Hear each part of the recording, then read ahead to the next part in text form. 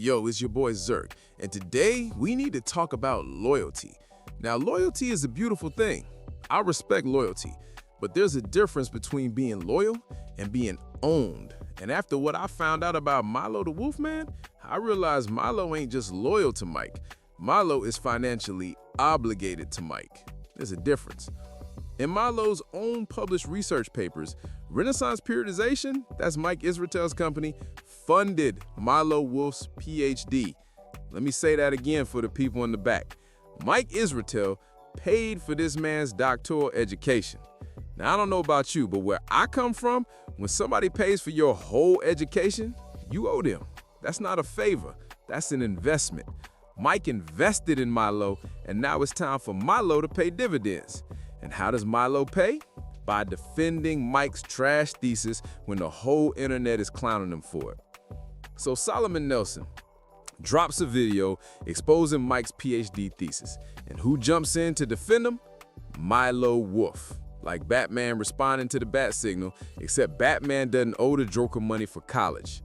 Milo makes a whole video explaining how PhD programs work, how it's totally normal to have rough drafts floating around, how people just don't understand academia. Meanwhile, I'm watching like, Milo, my brother in Christ, we can all read. We can see Mike's thesis is garbage. Why are you doing this? Oh wait, I know why. Because Mike paid for your PhD. That's why. And Wolfman, man, Milo is out here like a lawyer whose client keeps confessing to new crimes. Milo's out here deleting videos, re-recording videos, probably stress eating chicken and rice at 2 a.m. wondering how he got into this situation. And the answer is simple, my guy. You took the money. When you take the money, you part of the family. And in the family, you don't get to tell the truth if the truth makes the boss look bad. Here's what kills me. In academia, if you have a conflict of interest, you're supposed to disclose it. It's like the #1 rule. If a pharmaceutical company funds your drug study, you got to say, hey, by the way, the people who make this drug paid for this research. That's basic ethics. So when Milo made his first defense video for Mike, you know what he should have said? Before we begin, I want to disclose that Renaissance Periodization funded my PhD research, so I have a financial relationship with Mike Israetel and his company. But he didn't say that. You know why? Because if he said that, everybody watching would immediately go, oh, okay, so you're not being objective, you're defending your sponsor. And the whole video would have zero credibility. At some point, you got to ask yourself, is this worth it? Like Milo, my man, you have a PhD, you a smart guy. Is defending Mike's lies really worth your reputation? But I guess when someone pays for your education, you don't get to make those choices anymore. You're in the family. And in the family, you protect the boss even if the boss is dead wrong. This is a concept called omerta. It's the code of silence. You don't rat on the family, you don't break ranks. Even if you know the boss is wrong, you keep your mouth shut and you back his play. That's what Milo is doing, except in the real mafia, you get whacked if you break omerta.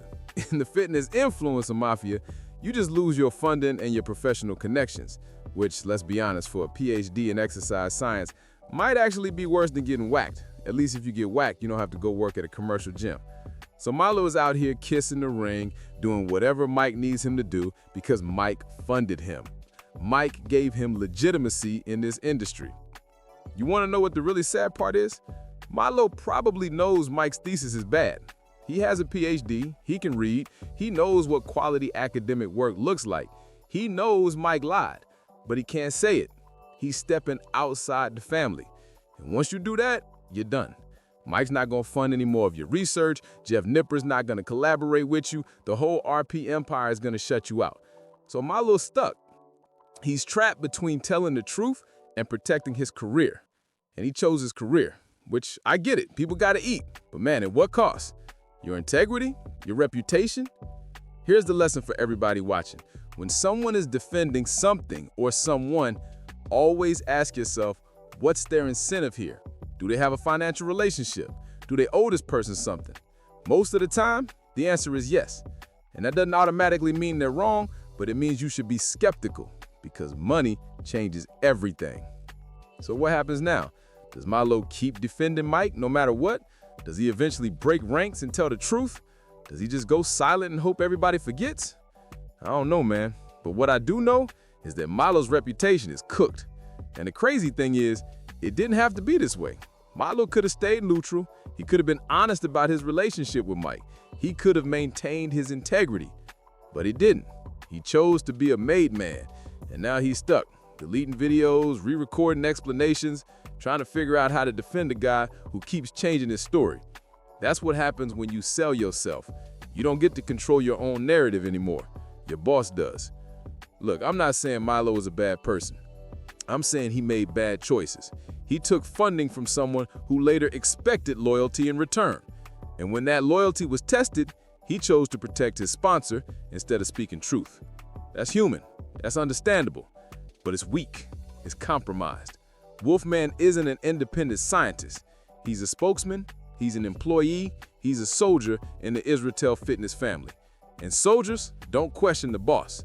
They just do what they're told, because that's what you signed up for when you took the money. I'm Zirk, and I'm out here exposing financial conflicts of interest in the fitness industry, apparently. Peace.